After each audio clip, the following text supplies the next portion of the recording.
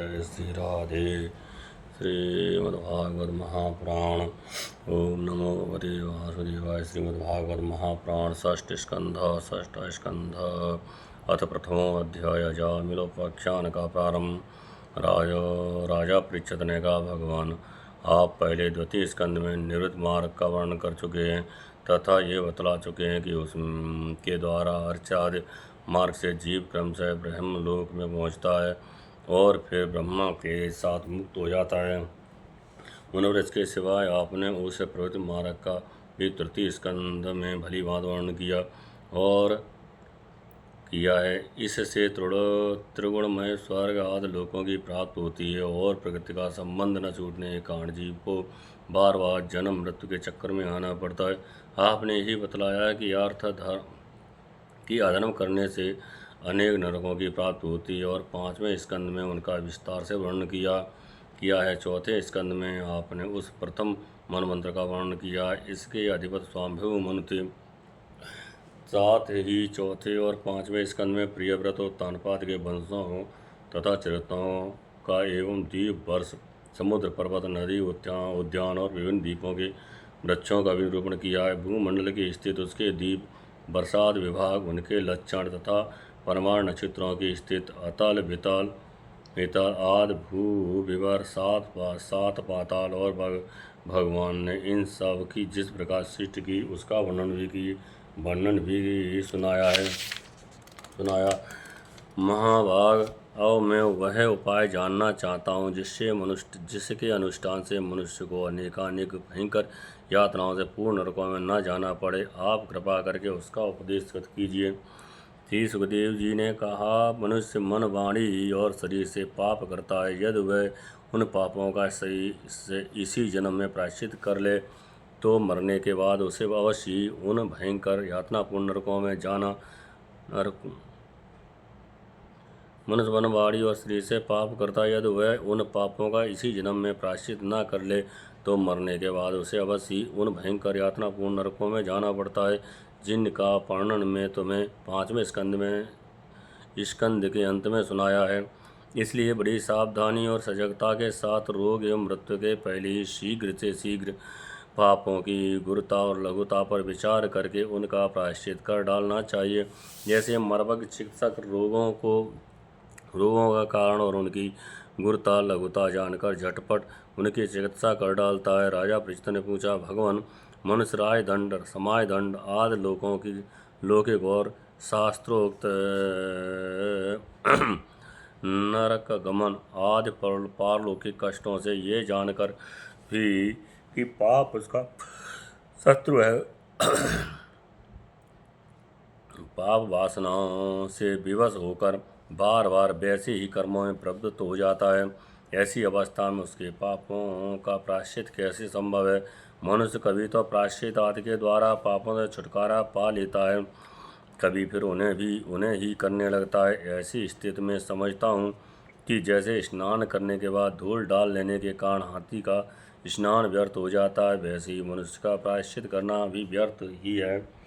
श्री सुखदेव जी ने कहा, वस्तुतः कर्म के द्वारा ही कर्म का निर्विनाश नहीं होता, क्योंकि कर्म का अधिकारी अज्ञानी है और अज्ञान रहते पाप वासनाएं सर्वथा नहीं मिट सकती। इसलिए सच्चा प्रायश्चित तो तत्वज्ञान ही है। जो पुरुष केवल सौपाथ्य का ही सेवन करता है उसे रोग अपने बस में नहीं कर सकते। वैसे ही परीक्षित, जो पुरुष का नियमों का पालन करता है वह धीरे धीरे पाप वासनाओं से मुक्त हो कल्याणप्रद तत्व ज्ञान प्राप्त करने में समर्थ होता है।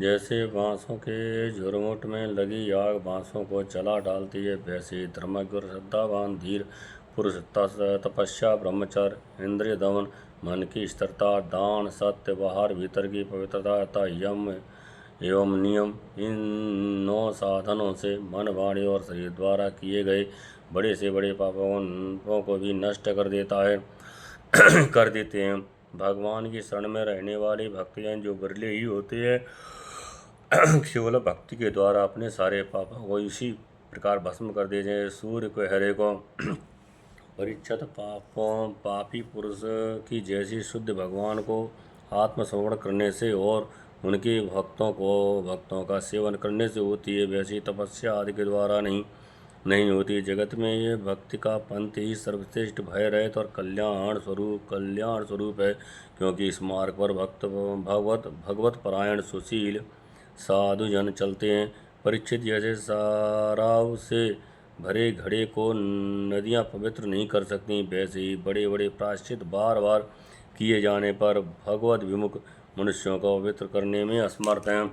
जिन्होंने अपने भगवत गुणानुरागी मन मधुकर को भगवान श्री कृष्ण के चरणारविंद मकरंद का एक बार पान करा दिया, उन्होंने सारे प्रायश्चित कर लिए। वे स्वप्न में भी यमराज और उनके पासधारी दूतों को नहीं देखते, फिर नरक की तो बात ही क्या है। परीक्षित, जिस विषय में महात्मा लोग इस प्राचीन इतिहास कहा परीक्षित, ये इस विषय में महात्मा लोग एक प्राचीन इतिहास कहा करते हैं। उसमें भगवान विष्णु और यमराज के दूतों का संवाद है, तुम मुझसे उसे सुनो। कान्यकुब्ज नगर कन्नौज में एक दासीपति ब्राह्मण रहता था। उसका नाम था अजामिल। दासी के संसर्ग से दूषित होने के कारण उसका सदाचार नष्ट हो चुका था। वह पतित कभी बटोहियों को बांधकर उन्हें लूट लेता, कभी लोगों को जुए के छल से हरा देता, किसी का धन धोखाधड़ी से ले लेता तो किसी का चुरा लेता। इस प्रकार अत्यंत निंदनीय वृत्ति का आश्रय लेकर वह अपने कुटुंब का पेट भरता था और दूसरे प्राणियों को बहुत ही सताता था। परीक्षित, इसी प्रकार वह वहाँ रहकर दासी के बच्चों का लालन पालन करता रहता था।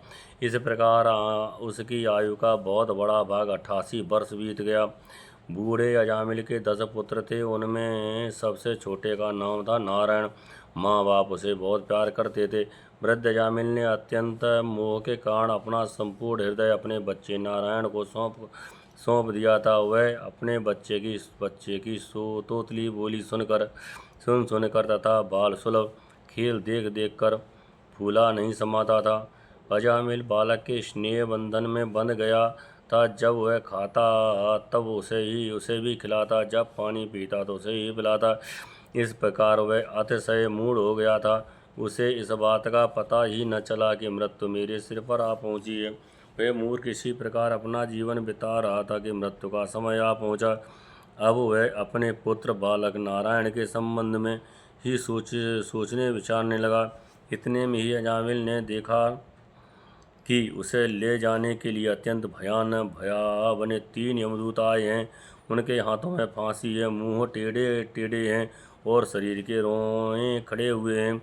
उस समय बालक नारायण वहाँ से कुछ दूरी पर खेल रहा था। यमदूतों को देखकर अजामिल अत्यंत व्याकुल हो गया और उसने बहुत ऊंचे सुर में पुकारा, नारायण नारायण। भगवान के पार्षदों ने देखा कि ये मरते समय हमारे स्वामी भगवान नारायण का नाम ले रहा है, उनके नाम का कीर्तन कर रहा है। अतः वे बड़े वेग से झटपट वहाँ आ पहुँचे। उस समय यमराज के दूत दासीपत अजामिल के शरीर में से उसके सूक्ष्म शरीर की उस समय यमराज के दूत दासीपत अजामिल के शरीर में से उसके सूक्ष्म शरीर को खींच रहे थे। विष्णु दूतों ने उन्हें बलपूर्वक रोक दिया। उनके रोकने पर यमराज के दूतों ने उनसे कहा, अरे धर्मराज की आज्ञा का निषेध करने वाले तुम लोग हो कौन? तुम किसके दूत हो? कहाँ से आए हो? और इसे ले जाने से हमें क्यों रोक रहे हो? क्या तुम लोग कोई देवता, उपदेवता अथवा सिद्ध श्रेष्ठ हो? हम देखते हैं कि तुम सब लोगों के नेत्र कमल दल के समान कोमलता से भरे हैं। तुम पीले पीले रेशमी वस्त्र पहने हो, तुम्हारे सिर पर मुकुट, कानों में कुंडल और गले में कमल के हार लहरा रहे हैं। सबकी नई अवस्था है, सुंदर सुंदर 4 भुजाएं हैं। सभी के कर कमलों में धनुष, तरकस, तलवार, गदा, शंख, चक्र, कमल आदि सुशोभित हैं। तुम लोगों की अंग कांति से दिशाओं का अंधकार और प्राकृत का प्रकाश भी दूर हो रहा है। हम धर्मराज के सेवक हैं, हमें तुम लोग क्यों रोक रहे हो? श्री सुखदेव जी कहते हैं, परीक्षित, जब यमदूतों ने इस प्रकार का तब भगवान नारायण की आज्ञा करी। पार्षदों ने हंसकर मेघ के समान गंभीर वाणी से उनके प्रति यों कहा। भगवान के पार्षदों ने कहा, यमदूतों, यदि तुम लोग सचमुच धर्मराज के आज्ञाकारी हो तो हमें धर्म का लक्षण और धर्म का तत्व सुनाओ। दंड किस प्रकार दिया जाता है? दंड का पात्र कौन है? मनुष्यों में सभी पापाचारी दंडनीय हैं, अथवा उनमें से कुछ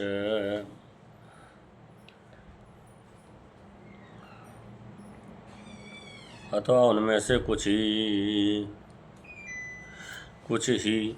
यमदूतों ने कहा, वेदों ने जिन कर्मों का विधान किया है वे धर्म हैं, और जिनका निषेध किया है वे अधर्म हैं। वेद स्वयं भगवान के स्वरूप हैं, वे उनके स्वाभाविक श्वास प्रश्वास एवं स्वयं प्रकाश ज्ञान है। ऐसा हमने सुना है। जगत के रजोमय सत्वमय और तमोमय सभी पदार्थ, सभी प्राणी अपने परम आश्रय भगवान में ही स्थित रहते हैं। वेद ही उनके गुण, नाम, कर्म और रूप आदि के अनुसार उनका यथोचित विभाजन करते हैं।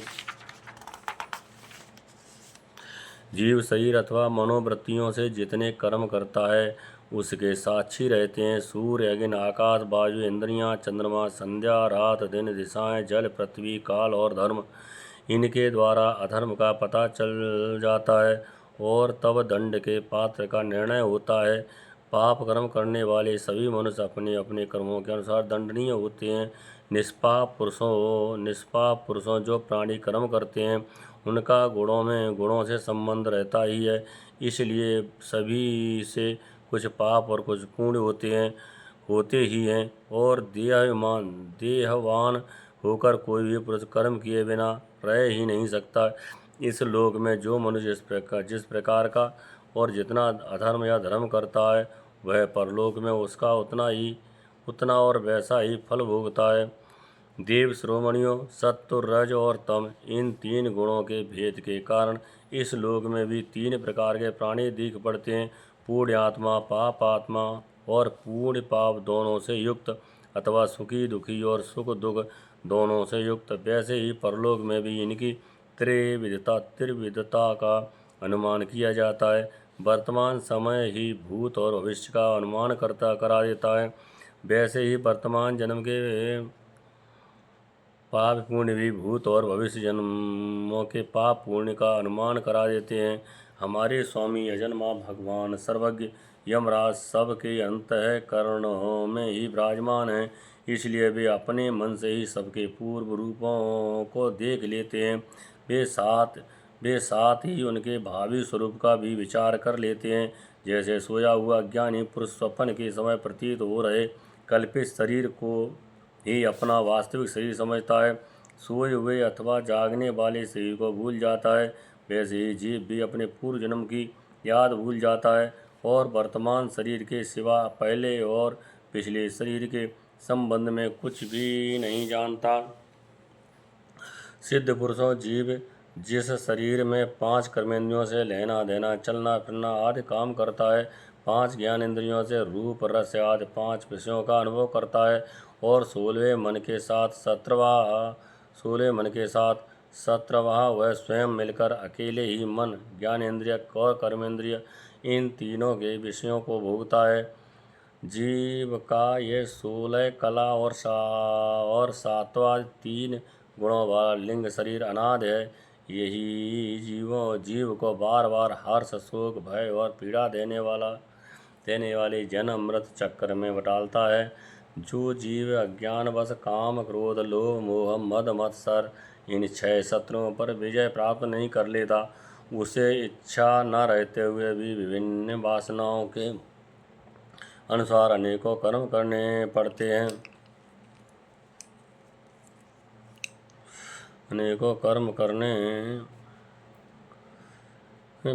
हैं। वैसी स्थिति में वह रेशमी कीड़े के समान अपने को कर्म के जाल में जकड़ लेता है और इस प्रकार अपने हाथों मोह का शिकार बन जाता है। कोई शरीरधारी जीव बिना कर्म किए कभी एक क्षण भी नहीं रह सकता। प्रत्येक प्राणी स्वाभाविक गुण बलपूर्वक विवश करके उसे कर्म कराते हैं। जीव अपने पूर्व जन्मों के पाप पुण्य संस्कार के अनुसार स्थूल और सूक्ष्म शरीर प्राप्त करता है। उसकी स्वाभाविक एवं प्रबल वासनाएं कभी उसे माता के जैसा स्त्री रूप बना देती हैं, तो कभी पिता के जैसा पुरुष रूप। प्रकृति का संसर्ग होने से पुरुष अपने को अपने वास्तविक स्वरूप के विपरीत लिंग शरीर मान बैठा है। यह विपर्य भगवान के भजन से शीघ्र ही दूर हो जाता है। देवताओं, आप जानते ही हैं कि ये अजामिल बड़ा शास्त्रज्ञ था। शील, सदाचार और सद्गुणों का तो ये खजाना ही था। व्रतधारी, विनयी, जितेंद्रिय, सत्यनिष्ठ, मंत्रवेता और पवित्र भी था। इसे गुरु अगिन अथित और वृद्ध पुरुषों की सेवा की थी। इसने गुरु अगिन अथित और वृद्ध पुरुषों की सेवा की थी। अहंकार तो इसमें था ही नहीं। ये समस्त प्राणियों का हित चाहता था, उपकार करता, आवश्यकता के अनुसार भी बोलता और किसी गुणों में दोष नहीं ढूंढता था। एक दिन ये ब्राह्मण अपने पिता के आदेशानुसार वन में गया और वहाँ से फल फूल समिधा तथा कुश लेकर घर के लिए लौटा। लौटते समय इसने देखा कि एक भ्रष्ट शूद्र, जो बहुत कामी और निर्लज्ज है, शराब पीकर किसी वेश्या के साथ विहार कर रहा है। वेश्या भी शराब पीकर मतवाली हो रही है। नशे के कारण उसकी आंखें नाच रही हैं। वह अर्धनग्न अवस्था में हो रही है। वह शूद्र उस वेश्या के साथ कभी गाता, कभी हंसता और कभी तरह तरह की चेष्टाएं करके उसे प्रसन्न करता। निष्पाप शूद्र की भुजाओं में अंगरागादि कामोद्दीपक वस्तुएं लगी हुई थीं और वह उनसे उस कुलटा का आलिंगन कर रहा था। अजामिल उन्हें इस अवस्था में देखकर सहसा मोहित और काम के बस हो गया। यद्यपि अजामिल ने अपने धैर्य और ज्ञान के अनुसार अपने काम वेग से विचलित मन को रोकने की बहुत चेष्टाएं की, परंतु पूरी शक्ति लगा देने पर भी वह अपने मन को रोकने में असमर्थ रहा। उस वेश्या को निमित्त बनाकर काम पिशाच ने अजामिल के मन को ग्रस लिया। इसकी सदाचार और शास्त्र संबंधी चेतना नष्ट हो गई। वह अब यह मन ही मन उसी वेश्या का चिंतन करने लगा और अपने धर्म से विमुख हो गया। अजामिल सुंदर सुंदर वस्त्र, आभूषण आदि वस्तुएं जिनसे वह प्रसन्न होती ले जाता, यहाँ तक कि इसने अपने पिता की सारी संपत्ति देकर भी उसी कुलटा को रिझाया।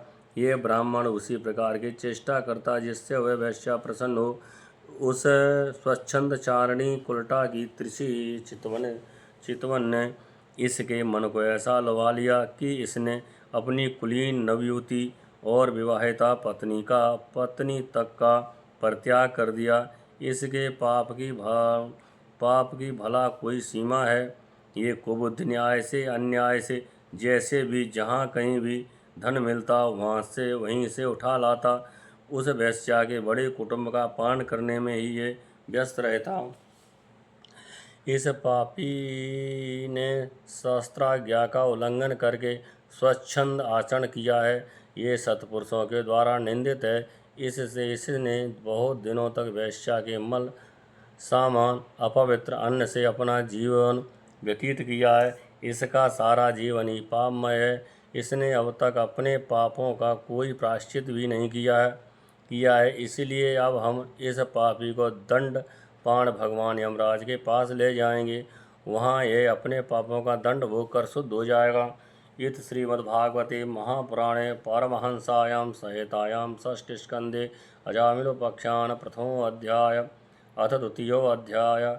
विष्णुदूतों द्वारा भागवत धर्म निरूपण और अजामिल का परमधाम गमन। श्री सुखदेव जी कहते हैं, परीक्षित, भगवान के नीत निपुण एवं धर्म का मर्म जानने वाले पार्षदों ने यमदूतों का ये अभिभाषण सुनकर उनसे इस प्रकार कहा। भगवान के पार्षदों ने कहा, यमदूतों, ये बड़े आश्चर्य और खेद की बात है। कि धर्म यज्ञों की सभा में अधर्म प्रवेश कर रहा है, क्योंकि वहाँ निरपराध और दंडनीय व्यक्ति को व्यर्थ ही दंड दिया जाता है। जो प्रजा के रक्षक हैं, शासक हैं, समदर्शी और परोपकारी हैं, यदि वे ही प्रजा के प्रति विषमता का व्यवहार करने लगे तो फिर प्रजा किसकी शरण लेगी। तत्पुरुष जैसा आचरण करते हैं, साधारण लोग भी वैसा ही करते हैं। वे अपने आचरण के द्वारा जिस कर्म को धर्मानुकूल प्रमाणित कर देते हैं, लोग उसी का अनुसरण करने लगते हैं। साधारण लोग पशुओं के समान धर्म और अधर्म का स्वरूप न जानकर किसी सत्पुरुष पर विश्वास कर लेते हैं। उसकी गोद में सिर रखकर निर्भय और निश्चिंत सो जाते हैं। वही दयालु तत्पुरुष जो प्राणियों का अत्यंत विश्वास पात्र है और जिसे मित्र भाव से अपना हितैषी समझकर उन्होंने आत्मसमर्पण कर दिया है, उन अज्ञानी जीवों के साथ कैसे विश्वासघात कर सकता है। यमदूतों, इसने कोट कोट जन्मों की पाप राशि का पूरा प्रायश्चित कर लिया है, क्योंकि इसने विवश होकर ही सही भगवान के परम कल्याणमय मोक्षप्रद नाम का उच्चारण तो किया है। इस समय इसने नारायण इन 4 अक्षरों का उच्चारण किया है। उसी समय केवल उतने से ही इस पापी के समस्त पापों का प्रायश्चित हो गया। चोर, शराबी, मित्रद्रोही, ब्रह्मघाती, गुरुपत्नीगामी ऐसे लोगों का संसर्गी स्त्री, राजा, पिता और गाय को मारने वाला चाहे जैसा और चाहे जितना बड़ा पापी हो, सभी के लिए यही है। इतना ही सबसे बड़ा प्रायश्चित है कि भगवान के नामों का उच्चारण किया जाए, क्योंकि भगवान नामों के उच्चारण से मनुष्य की बुद्धि भगवान के गुण, लीला और स्वरूप में रम जाती है और स्वयं भगवान की उसके प्रति आत्मबुद्धि हो जाती है। बड़े बड़े ब्रह्मवादी ऋषियों ने पापों के बहुत से प्रायश्चित, कृष्ण, चंद्रायण आदि व्रत बतलाए, परंतु उन प्रायश्चितों से पापी की वैसी जड़ से शुद्ध नहीं होती जैसी भगवान के नामों का उनसे गुम्फित पदों का उच्चारण करने से होती है, क्योंकि वे नाम पवित्र, कीर्त, भगवान के गुणों का ज्ञान कराने वाले हैं। यदि प्रायश्चित करने के बाद भी मन फिर से कुमार्ग में पाप की ओर दौड़े तो वह चरम सीमा का पूरा प्रायश्चित नहीं है। इसलिए जो लोग ऐसा प्रायश्चित करना चाहें कि जिसे पाप कर्मों और वासनाओं की जड़ ही उखड़ जाए, उन्हें भगवान के गुणों का ही गान करना चाहिए, क्योंकि उससे चित्त सर्वदा शुद्ध हो जाता है। इसलिए यमदूतों, तुम लोग अजामिल को मत ले जाओ। इसने सारे पापों का प्रायश्चित कर लिया है, क्योंकि इसने मरते समय भगवान के नाम का उच्चारण किया है। बड़े बड़े महात्मा पुरुष ये बात जानते हैं कि संकेत में, किसी दूसरे अभिप्राय से, परिहास में, तान अलापने में अथवा किसी की अवहेलना करने में भी यदि कोई भगवान के नामों का उच्चारण करता है तो उसके सारे पाप नष्ट हो जाते हैं। जो मनुष्य गिरते समय, पैर फिसलते समय, अंग भंग होते समय और सांप के डसते, आग में जलते तथा चोट लगते समय भी विवशता से हरि हरि कहकर भगवान के नाम का उच्चारण कर लेता है, वह यातना का पात्र नहीं रह जाता। महर्षियों ने जानबूझकर बड़े पापों के लिए बड़े और छोटे पापों के लिए छोटे प्रायश्चित बतलाए। इसमें संदेह नहीं कि उन तपस्या, दान, जप आदि प्रायश्चितों के द्वारा वे पाप नष्ट हो जाते हैं, परंतु उन पापों से मलिन हुआ उसका हृदय शुद्ध नहीं होता।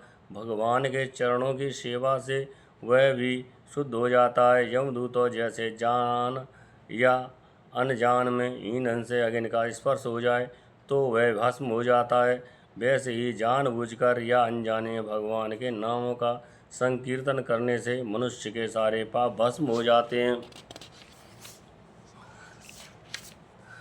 जैसे कोई परम शक्तिशाली है, अमृत को उसका गुण न जानकर अनजाने में पी ले तो वह भी अवश्य ही पीने वाले को अमर बना देता है।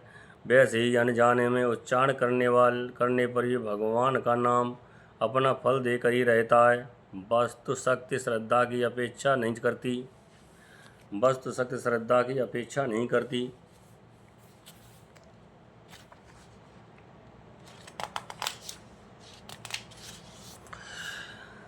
श्री सुखदेव जी कहते हैं, राजन, इस प्रकार भगवान के पार्षदों ने भागवत धर्म का पूरा पूरा निर्णय सुना दिया और अजामिल को यमदूतों के पास से छुड़ाकर मृत्यु के मुख से बचा लिया।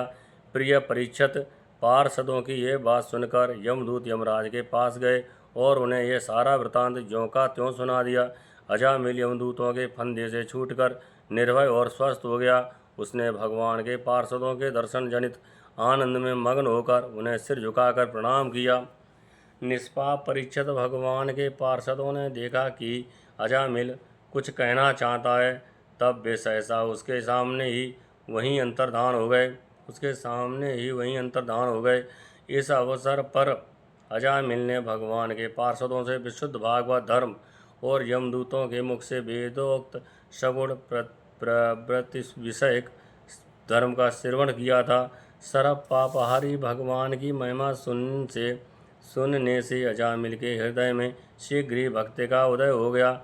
अब उसे अपने पापों को याद करके बड़ा पश्चाताप होने लगा। अजामिल मन ही मन सोचने लगा, अरे मैं कैसा इंद्रियों का दास हूँ। मैंने एक दासी के गर्भ से पुत्र उत्पन्न करके अपना ब्रह्मत्व नष्ट कर दिया। ये बड़े दुख की बात है। धिक्कार है, मुझे बार बार धिक्कार है। मैं संतों के द्वारा निंदित हूँ, पापात्मा हूँ। मैंने अपने कुल में कलंक का टीका लगा दिया। हाय हाय, मैंने अपनी सती एवं अबोध पत्नी का परित्याग कर दिया और शराब पीने वाली उल्टा का संसर्ग किया। मैं कितना नीच हूँ। मेरे माँ बाप बूढ़े और तपस्वी थे, वे सर्वदा असहाय थे। उनकी सेवा शुश्रूषा करने वाला और कोई नहीं था। मैंने उनका भी परित्याग कर दिया। ओह, मैं कितना कृतघ्न हूँ। मैं अब अवश्य अत्यंत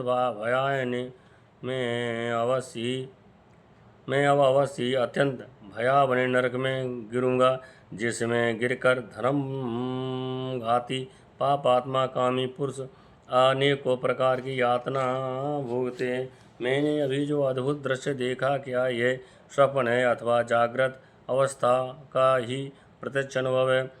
अभी अभी जो हाथों में फंदा लेकर मुझे खींच रहे थे, वे कहाँ चले गए? अभी अभी वे मुझे अपने फंदों में फंसाकर पृथ्वी के नीचे ले जा रहे थे, परंतु चार अत्यंत सुंदर सिद्धों ने आकर मुझे छुड़ा लिया। वे अब कहाँ चले गए? यद्यपि मैं इस जन्म का पापी हूँ, फिर भी मैंने पूर्व जन्मों में अवश्य ही शुभ कर्म किए होंगे, तभी तो मुझे इन श्रेष्ठ देवताओं के दर्शन हुए। इनकी स्मृति से मेरा हृदय अब भी आनंद से भर रहा है। मैं कुलटागामी और अत्यंत अपवित्र हूँ। यदि पूर्व जन्म में मैंने पुण्य न किए होते तो मरने के समय मेरी जीव भगवान के मनमोहक नाम का उच्चारण कैसे कर पाती? कहाँ तो मैं महाकपटी, पापी, निर्लज्ज और महाब्रह्म तेज को नष्ट करने वाला, तथा कहाँ भगवान का वह परम मंगलमय नारायण नाम। सचमुच मैं तो कृतार्थ हो गया। अब मैं अपने मन, इंद्रिय और प्राणों को बस में करके ऐसा प्रयत्न करूँगा कि फिर अपने को घोर अंधकार में नरक में न डालूं। अज्ञानवश मैंने अपने को शरीर समझकर उसके लिए बड़ी बड़ी कामनाएं की और उनकी पूर्ति के लिए अनेकों कर्म किए। उन्हीं का फल है यह बंधन।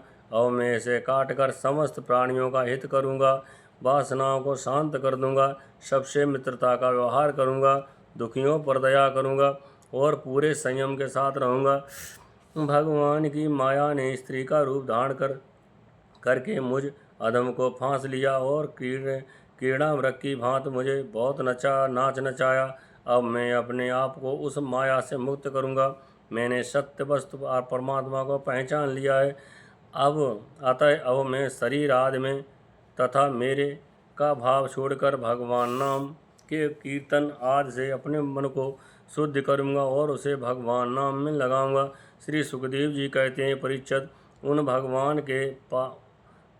भगवान के पार्षद महात्माओं का केवल थोड़ी ही देर के लिए सत्संग हुआ था। इतने से ही अजामिल के चित्त में संसार के प्रति तीव्र वैराग्य हो गया।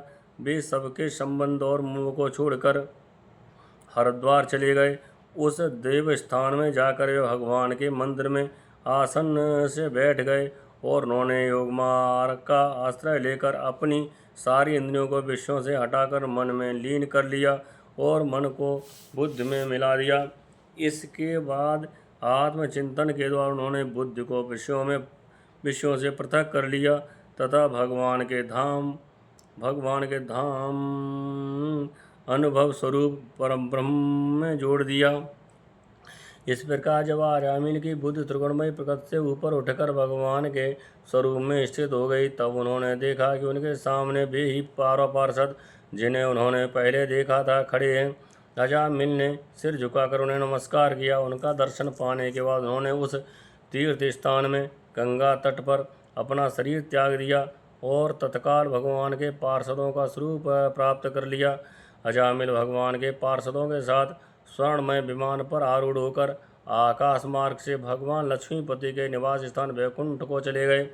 परीक्षित, अजामिल ने दासी का सहवास करके सारा धर्म कर्म चौपट कर दिया था। वे अपने निंदित कर्म के कारण पतित हो गए थे। नियमों से च्युत हो जाने के कारण उन्हें नरक में गिराया जा रहा था, परंतु भगवान के एक नाम का उच्चारण करने मात्र से वे उससे तत्काल मुक्त हो गए। जो लोग इस संसार बंधन से मुक्त होना चाहते हैं, उनके लिए अपने चरणों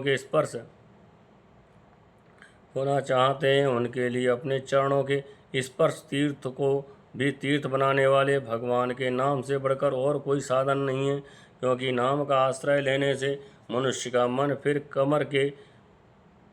कर्म के पचड़ों में नहीं पड़ता। भगवान नाम के अतिरिक्त और किसी प्रायश्चित का आश्रय लेने पर मन रजोगुण और तमोगुण से ग्रस्त हो ही रहता है तथा पापों का पूरा नाश भी नहीं होता। परीक्षित, ये इतिहास अत्यंत गोपनीय और समस्त पापों का नाश करने वाला है। जो पुरुष श्रद्धा और भक्ति के साथ इसका श्रवण कीर्तन करता है, वह नरक में कभी नहीं जाता। यमराज के दूत तो आंख उठाकर उसकी ओर देख तक नहीं सकते। उस पुरुष का जीवन चाहे पापमय हो या पापमय ही क्यों ना रहा हो, वैकुंठ लोक में उसकी पूजा होती है। परीक्षित, देखो, अजामिल जैसे पापी ने मृत्यु के समय पुत्र के बहाने भगवान के नाम का उच्चारण किया, उससे भी वैकुंठ की प्राप्ति हो गई। फिर जो लोग श्रद्धा के साथ भगवान नाम का उच्चारण करते हैं, उनकी तो बात ही क्या है। इस श्रीमद्भागवते महापुराणे पारमहंसायां संहितायां प्रषष्ठ स्कंदे अजामिलोपाख्याने द्वितीयोऽध्याय। जय जय श्री राधे, जय जय श्री राधे।